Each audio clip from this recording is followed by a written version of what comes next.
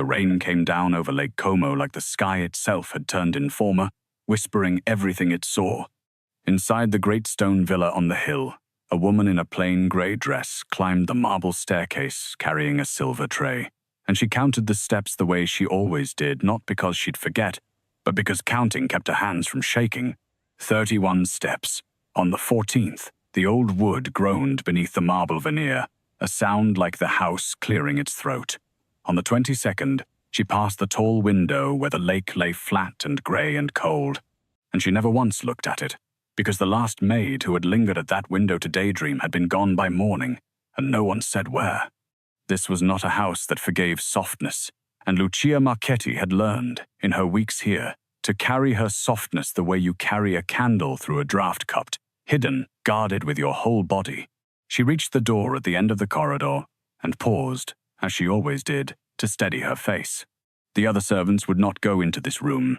They left the trays outside and fled. They crossed themselves when they passed the door.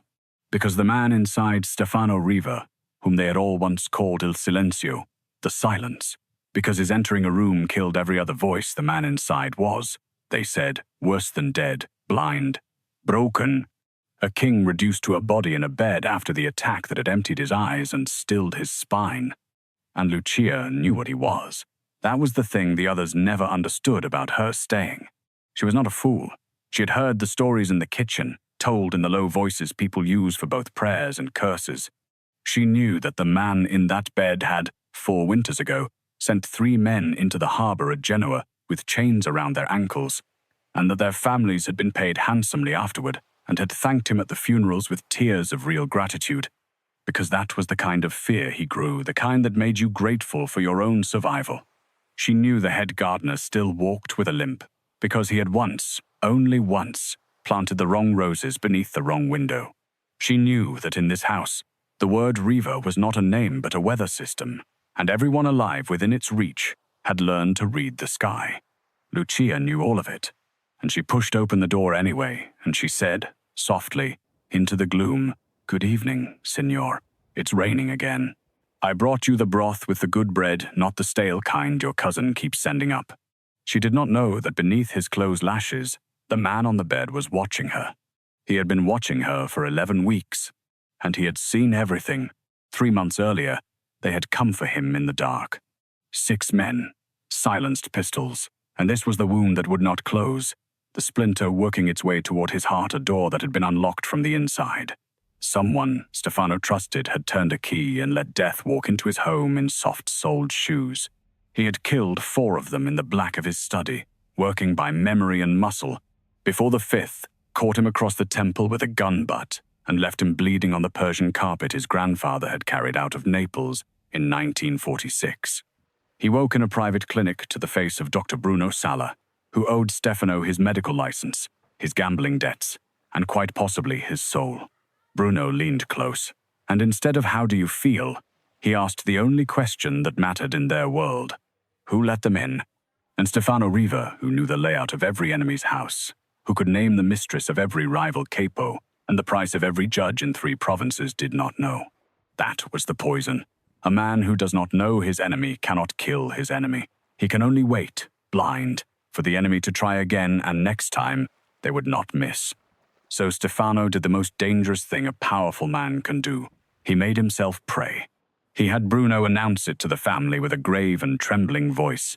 The boss had survived, but the blow had severed something. He would not see again. He would not walk again. The great animal was still breathing, but its teeth were gone. And then Stefano lay back against the white pillows, closed his eyes, and did the one thing his entire life had never permitted him to do. He waited to see who would love him with nothing left to gain. He learned who his enemies were within 9 days. His underboss, Tommaso, stopped visiting entirely, then began holding court in the wine cellar, as if the villa were already his. His accountant, a nervous man named Ferro who had counted Riva money for 15 years, started moving funds in the small hours. Believing a blind man could not read a ledger, read aloud to him by his own gloating traitors. His sister's husband sent white lilies with a card that read, "Rest now, brother," and brokered a territory deal with the Genovese family the same afternoon, in the same handwriting. They came to his bedside, one after another, and they spoke over his body as though it were furniture. And Stefano, who had spent 40 years learning to read a man's guilt in the space between his words, lay still and memorized every voice, every footstep, every betrayal delivered in a tone of tender concern. He had expected all of it. He was a Reaver. Betrayal was the family's mother tongue. He had spoken it fluently his whole life, and he did not now indulge in the hypocrisy of being wounded by it. What he had not expected, what no strategy could have prepared him for, was her. The first night Lucia came into his room, she thought he was asleep, and she talked to him anyway. Not the way the others did, loudly and slowly, as if blindness were a kind of stupidity. She spoke to him the way you'd speak to a man simply resting his eyes. She crossed the dark room, and instead of the pity or the veiled contempt he'd grown used to, she did something that made his whole careful stillness nearly shatter. "They've shut your window again," she murmured, disapproving. "A person needs the air, even when they can't get up to open it, especially then." He heard the latch, felt the cool lake wind pour across his face for the first time in days, and Stefano Riva, who had not let his body betray him once in 11 weeks, nearly sighed aloud at the mercy of it. She fed him without turning it into a humiliation. She read to him from the newspaper, and this was the thing that first made him truly pay attention. She skipped the gossip and the sport and read him the shipping news, the currency rates, the political columns, as though some instinct in her had located the shape of the mind trapped inside the ruined body and refused to insult it. She fixed his pillows and apologized when her hands were cold from wringing the cloth. And once, when the household had gone to sleep and she believed no ear could hear, she talked to him in the dark, not to him, exactly, but near him, into the safe silence of a man she thought could keep no secrets, because he had no world left to tell them to. She told him about her mother's hands, ruined by 40 years of other people's laundry, about the village in the south where the church bell was cracked and rang flat, and how she'd grown up thinking that was simply what bells sounded like until she came north. About the little brother she was feeding with the wages from this terrible, frightening house, a boy of 9 who wanted to be an engineer and build bridges that didn't fall down. She asked Stefano for nothing. Not a word of thanks, not a coin, not a moment's acknowledgement. She thought she was tending a dying man the world had thrown out with the trash, and she stayed, night after night, because she had decided this was the part that undid him. She had decided, knowing exactly what he was, that no human creature should die alone in the dark, not even a monster. Especially, he came to understand, listening to her, not a monster, because in Lucia's arithmetic, the men everyone loved had plenty of hands to hold. It was the ones the world had good reason to abandon who needed a witness at the end. Stefano Riva had commanded the loyalty of killers for 40 years, and every ounce of it had been bought with fear. He had never once, in his entire life, been given a single thing for free, and it was taking him apart, quietly, in the dark, more surely than any bullet. "Signor," Lucia said now, dipping the cloth in the cool water and drawing it across his forehead with a tenderness that made his chest ache like a bruise. "I heard the men in the cellar again tonight, talking about the villa, about your accounts." Her voice dropped, and he heard the real fear in it. Not fear for herself, but for him. "I don't understand their business, but I don't like how they say your name. Like you're a coat they're waiting to inherit. You have no idea," he thought, "how close you are to the truth." She wrung the cloth. In the candlelight she always lit a candle, said the electric bulb was too cruel for a sick man's eyes. Not knowing his eyes were fine and drinking in the sight of her, her face was soft and worried and lovely in a way that had nothing to do with the sharp, jeweled beauty of the women who had once hung from his arm at galas. Those women had studied his power the way jewelers study a stone. This one thought he had none left, and stayed regardless. "Your cousin Marco is coming again tomorrow," she said, and Stefano's whole being turned to cold iron beneath his motionless surface. "He's gentle with you, at least. He sits a long time. He told me you two grew up like brothers." A pause. "I let him in whenever he comes. Was I wrong to? He seems to love you." "Marco?" Every night, in the dark, Stefano assembled the map of his betrayal from the fragments his traitors dropped like careless men dropping ash, and every night, the roads converged on a single crossroads. Marco. His cousin. His blood. But not, and this was the part that kept Stefano awake behind his closed eyes, not without reason. Because Stefano remembered a spring 19 years ago. He remembered a younger Marco, softer then, in love with a girl named Chiara from a family the Rivas needed to absorb. He remembered his own father decreeing that Stefano, the heir, would marry Chiara to seal the alliance, and Marco could not be permitted to keep her because Marco was only a cousin, only a spare, only a knife kept in a drawer against future need. Stefano had not loved Chiara. He had married her anyway, coldly, because the family required it, and he had watched, without lifting a finger, as Marco was made to stand in the front pew and smile. Chiara had died 6 years later, quietly, of a sadness the doctors gave a Latin name. And Marco had stood at that funeral too, and smiled again, because in this family, you smiled or you drowned. Stefano had taken the one thing his cousin loved, and had not even wanted it. He had done it the way you might take a chair from a room without malice, which was somehow worse than malice, because malice, at least, grants a man the dignity of being your enemy. Stefano had simply not considered Marco at all. He understood now, lying in the dark, that a wound like that does not heal. It waits. It grows quiet and useful and patient, and it learns to smile, and it waits 19 years for a night when the door can be left unlocked. The knowledge did not make Stefano forgive his cousin, but it robbed him of the comfort of clean hatred. When he finally moved against Marco, he would be settling a debt he had, in some cold and unmeasured way, first incurred himself. And in the meantime, sweet, clear-eyed Lucia was the one opening the door for the wound every single day. She's holding the door for the man who wants to kill me, he thought, and if he ever understands that her eyes are the only ones in this house still truly open, he'll close them. That was the fear, not for himself, for her. The next afternoon, Marco arrived in a charcoal suit that cost more than Lucia earned in a year, smelling of bergamot and patience. Stefano heard it all through the door. He'd trained the staff to leave cracked for the air. Heard Marco dismiss Lucia with that warm, practiced kindness. Go and rest, my dear. You carry too much of him alone, and heard her footsteps retreat, trusting, grateful for a moment's rest.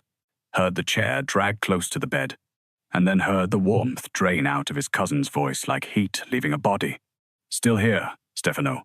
Not a question. A weighing. A long silence. And Stefano lay under it with his heart beating slow and level, because the slightest quickening of breath, the smallest flutter behind an eyelid, would end everything. You know, I sit here and I try to feel triumphant. I've earned it. 19 years I earned it. The chair creaked, but you make it difficult, even now, even like this.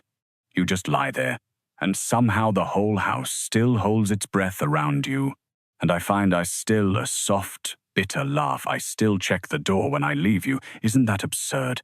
I'm afraid of a blind man in a bed.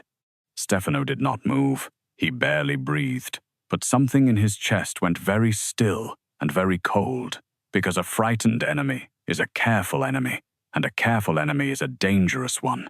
The Genoa papers close Friday, Marco went on, quieter.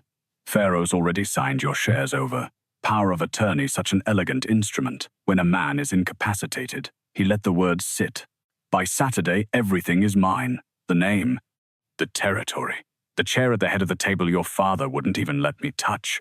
A pause, and then the thing Stefano had been waiting 11 weeks to hear dropped almost tenderly.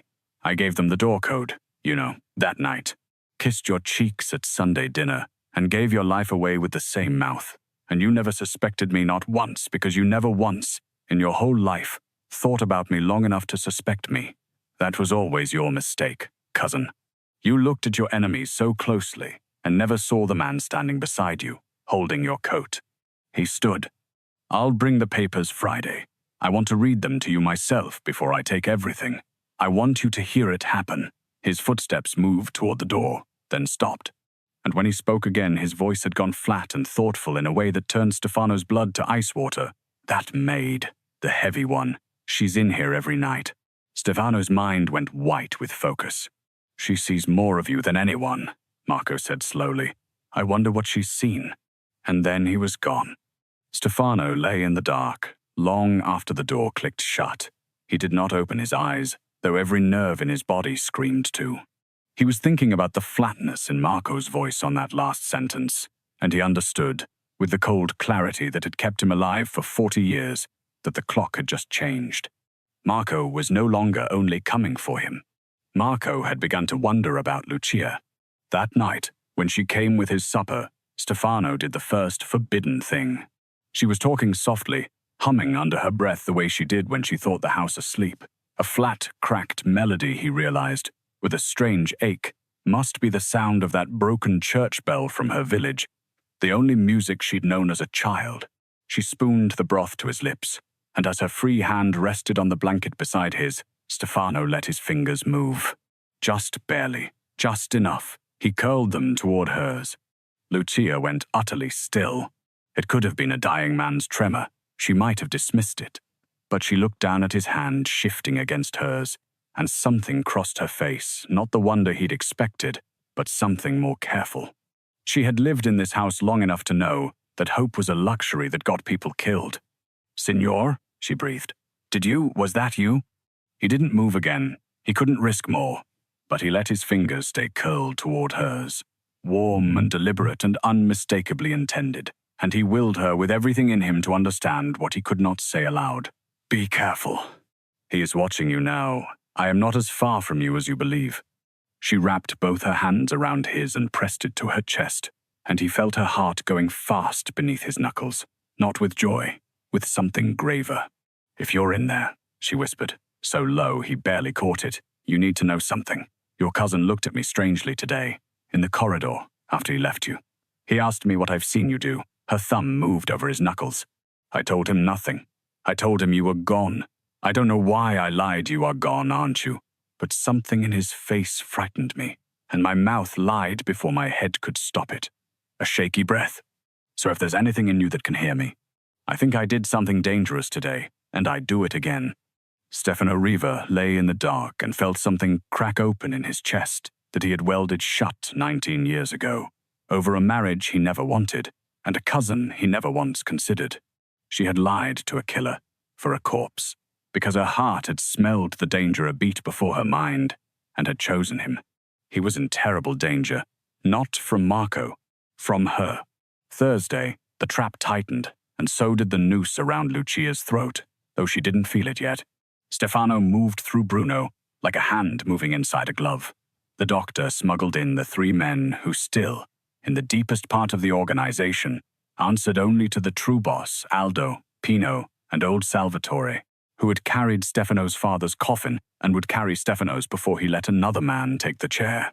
They met in the disused chapel beneath the villa, and there, for the first time in 11 weeks, Stefano's voice low, full, edged with the command everyone believed extinguished, gave orders in the dark. "Watch Ferro. When he leaves Friday with the signed papers, he does not reach Genoa. Have men on every road off the mountain, and Marco is mine. No one touches him until I have looked into his face and let him understand who was awake the whole time he thought he was burying me." But then he said the thing that mattered more than any of it. The maid, Lucia Marchetti. "From tomorrow she does not leave this house without one of you within arm's reach. If Marco moves against her before Friday, you break every order I've just given you, and you get her out. Her life is worth more than my revenge. Do you understand me? More than the whole empire." Old Salvatore, who had known Stefano since he was a boy, killing rats in the boathouse for a coin apiece, looked at his boss a long moment in the candlelight and said only, "You've changed, Stefano." "No," Stefano said. "For the first time in my life, someone treated me as though I hadn't. I'm only trying to be worth it." He almost didn't get to Friday, because on Thursday night, Marco came back unannounced, off schedule, which was itself a scream of warning to a man who lived by reading patterns. Stefano heard the footsteps in the corridor and knew them, and knew from their evenness that his cousin had come with a decision already made. Lucia was in the room. That was the horror of it. She was at his bedside with the candle and the cloth when the door opened without a knock, and Stefano felt her go rigid beside him. "Signore Marco," she said. "It's late. He's resting." "I know exactly what he's doing," Marco said pleasantly, and stepped inside, and Stefano heard the door close behind him, and this was the sound that changed the shape of the night, the small, oiled click of a lock being turned. "Sit down, my dear. Stay right where you are. I want to try something." "I don't," Sit. She sat. Stefano lay still as death, his mind moving like water finding cracks in stone. The lock, the unscheduled hour, the flatness. Marco had come to test whether the blind man was truly blind, and he had brought the one instrument guaranteed to make a protective man flinch. He had brought Lucia into the line of fire. Here is what troubles me, Marco said, and Stefano heard him move closer, heard the specific weight of a man carrying something heavier than a folder on his hip, a gun. Marco had brought a gun into the sick room, and Marco was not a man who had ever needed to. My cousin was the most dangerous animal in the north of Italy. Men like that don't die by inches. They don't go gently into a bed. And yet here he is, gone gentle, and the only witness to his long dying is a maid who forgive me. My dear has every reason to lie for the man who signs her wages. A pause. So let's find out what's really in that bed. Give me your hand, girl. Why? Give me your hand. Stefano heard the small struggle, heard Lucia's frightened breath, and then he understood what Marco meant to do, the oldest test in their world, the one his own grandfather had used. Put the loyal one in danger before the maybe-dead one, and see whether the corpse can bear it. There was the metallic sound of a hammer being drawn back, and Marco's voice silk over a blade, saying, "Let's see if my cousin loves anything after all, even his own life, even you." Cold metal. Stefano heard the muzzle touch skin, heard Lucia go absolutely silent with the silence of pure terror. 1, 2. Stefano moved. There was no more theater in it. 11 weeks of coiled, disciplined stillness released in a single fluid motion, and the dead man rose from the bed with the speed of the animal his enemies had always feared. His hand closed over Marco's wrist and forced the gun up and away, and the shot cracked into the ceiling and rained plaster down over all three of them, and Lucia screamed, and Stefano, taller than his cousin, stronger, and never for one instant, the invalid he'd played drove Marco back against the wall and pinned the gun hand to the plaster above their heads. For one frozen heartbeat, the two cousins stared at each other in the candlelight. 19 years, hanging in the air between them. There he is, Marco breathed, and something in his face was almost relieved, almost glad, the terrible gladness of a man who had spent his whole life wanting to be seen by the cousin who never bothered to look. There you are. I knew a coat would never. Stefano struck him once, at the hinge of the jaw, precise and unhurried, and Marco crumpled to the carpet, and the gun spun away into the dark. The lock rattled. Salvatore's shoulder hit the door on the second blow, and then the room was full of Stefano's men, and it was over the near thing, the closest thing, the moment the whole 11 weeks had almost broken on. But Stefano was not looking at his cousin, or his men, or the pistol on the floor. He was looking at Lucia. She had backed into the corner beside the window, and she was staring at him with the candle guttering wild shadows across her face. And Stefano saw in her eyes the thing he had dreaded above the bullet and the betrayal, and the loss of everything he owned. Fear. Of him. She had watched a man she'd wept over, fed in the dark, defended with a lie to a killer she had watched that broken gentleman rise from the bed like something out of scripture and break a human being with one blow, and move with a speed and a violence that could only mean he had been that thing the whole time. Every terrible story from the kitchen was standing in front of her now with plaster in its hair and its cousin's blood on its knuckles, and it was real, and it had been lying to her every single night while she sang to it. Lucia, Stefano said. She flinched at her own name. The men were dragging Marco up. Salvatore was speaking low and fast about the roads and Ferro and the papers. And Stefano Riva held up one hand and silenced the room the old way, il silenzio, and every hardened man in it went quiet, and that, too, she saw. She saw the power settle back onto his shoulders, like a cloak he'd only pretended to take off. "Everyone out," Stefano said. "Take him. Genoa is handled. Leave me." They went. The door closed, and it was only the two of them, the way it had been every night for 11 weeks, except that now the lie was on the floor between them with the pistol, and there was nowhere left to hide. Stefano did not move toward her. He understood, with the whole of his cold and careful intelligence, that if he took a single step, she would break and run, and that if she ran from him now, she would run from the truest thing left in his life forever. So he stood where he was, in the wreckage, and he let her be afraid. "Everything they told you in the kitchen," he said quietly, "is true. I want you to hear me say it. Because you deserve the truth spoken plainly by the man himself, and not whispered by cowards over the washing. The men in the harbor, that was me. The gardener's leg, that was me.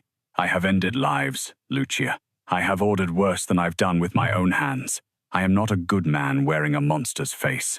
I am the monster, and for 11 weeks I wore the face of a good man.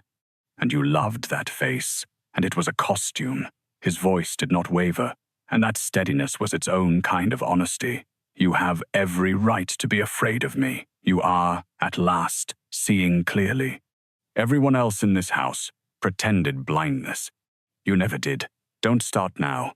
Lucia pressed herself against the cold wall, her chest heaving, and for a long moment she said nothing at all. Her eyes moved over him, the height of him, the stillness, the blood, the terrible calm, and he watched her fear war with something else, and he did not know which would win. And it was the longest silence of his life, longer than 11 weeks, longer than 19 years. You let me sing to you, she finally whispered. It came out cracked like her village bell every night. About my mother, about Pietro. I told you everything. And the whole time you could see my face. Yes, you watched me pity you. Her voice broke on it. You let me pity a lie. Yes. And here, for the first time, something entered his voice that was not steady. It was the cruelest thing I have done in 11 weeks, and I have done a great deal. I have no defense for it except this, that I did not know, when it began, that you would become the only thing in the world I could not bear to lose. By the time I understood, telling you the truth would have gotten you killed. Tonight it nearly did anyway. He looked at the plaster still drifting down through the candlelight. He came because he sensed you were awake in a house of the blind. He put a gun to your head to see if I loved anything. And I do. God help you, Lucia, I do. And it is the most dangerous thing that has ever happened to you. She slid down the wall until she was sitting on the floor, and she put her face in her ruined maid's hands, and she wept not the soft weeping of a sad girl, but the deep, wrenching kind, the kind that comes when your whole map of the world redraws itself in an instant. And Stefano, who could have crossed the room in a stride, did not. He lowered himself to the floor across from her, keeping the distance, a monster making himself small, and he waited. He waited the way she had waited by his bed for 11 weeks, asking nothing, offering only the refusal to leave. And slowly, slowly her weeping quieted. When she lowered her hands, her face was wet and raw, and she looked at him across the small, terrible distance, and he saw the fear still there. But he saw something moving underneath it now, surfacing the way it always had in her, the thing that had made her open a window for a stranger and read the shipping news to a corpse. The man in the dark, she said hoarsely, the one who sighed when I opened the window, the one who went still when I sang. Was any of him real, or was that the costume too? Stefano Riva was silent for a long moment, and then he told her the truest thing he had ever said to another human being. He was the only real part, he said. Everything the world sees of me is the costume, Lucia, the silence, the animal. That's the thing I built so nothing could reach me.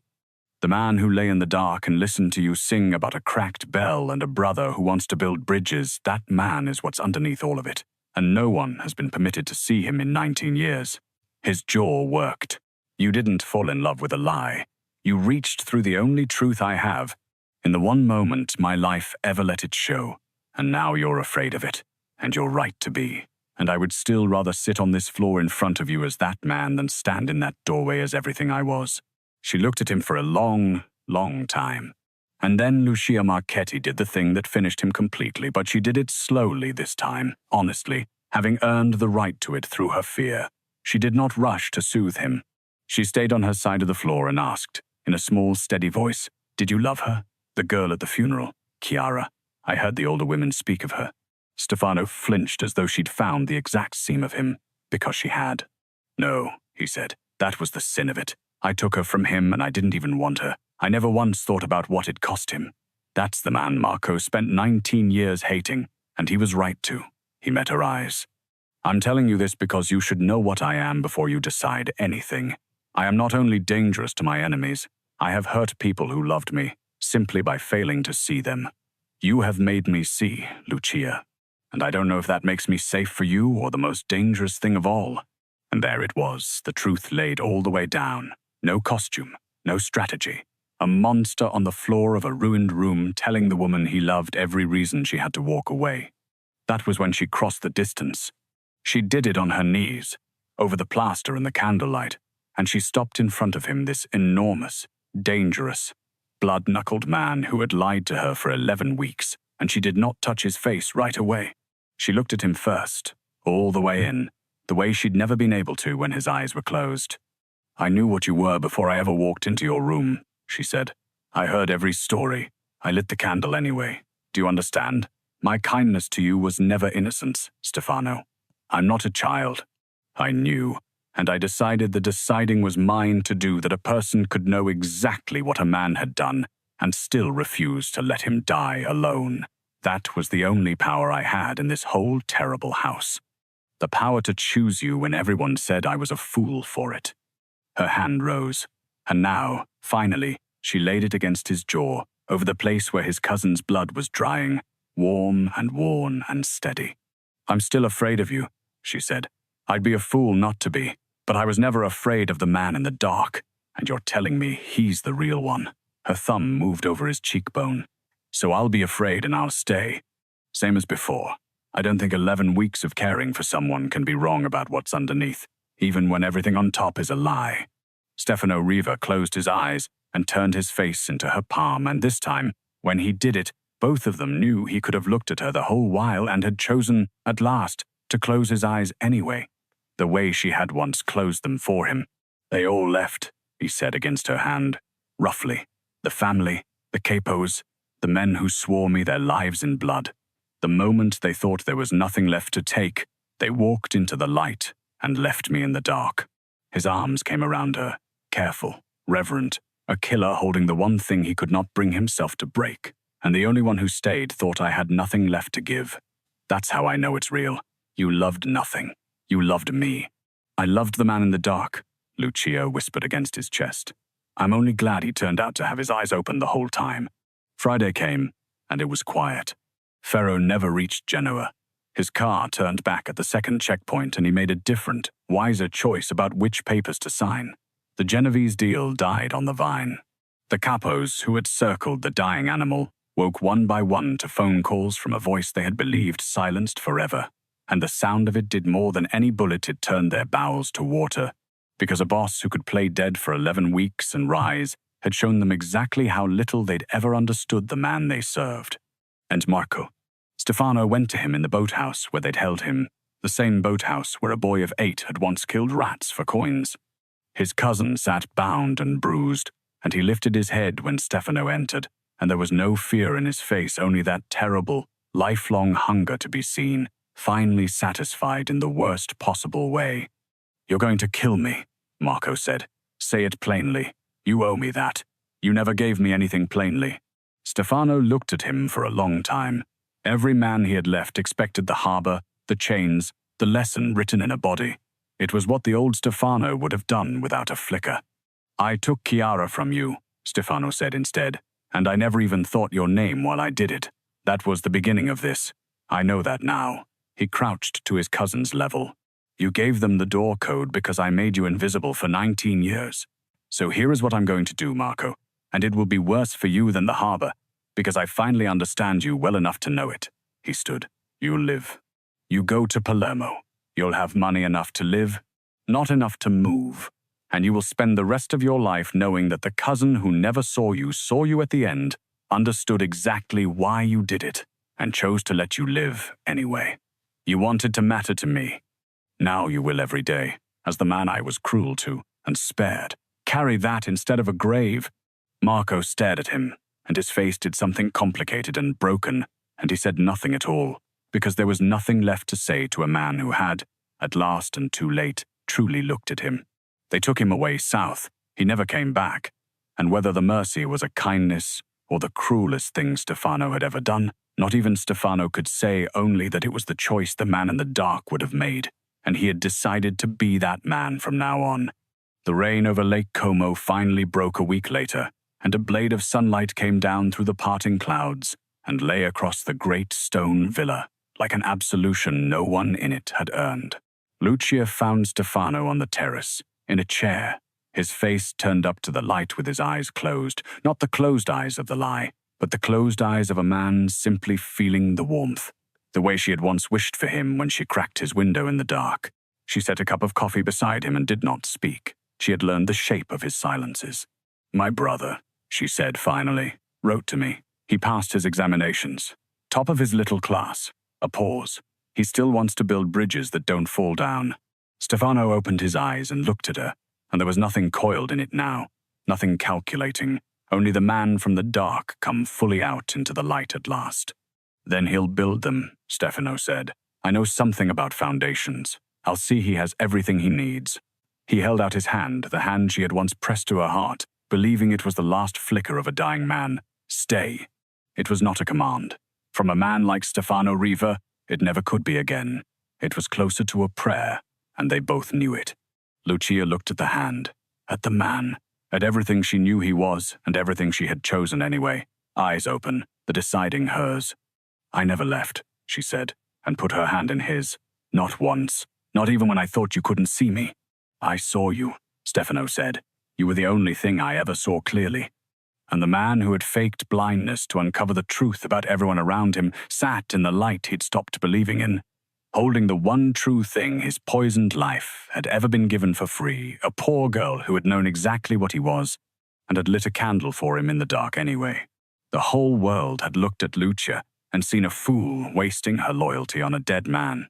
He had looked at her, really looked, with eyes everyone swore were dark forever, and seen the only treasure that could never be stolen, sold, or inherited, because it had been given freely.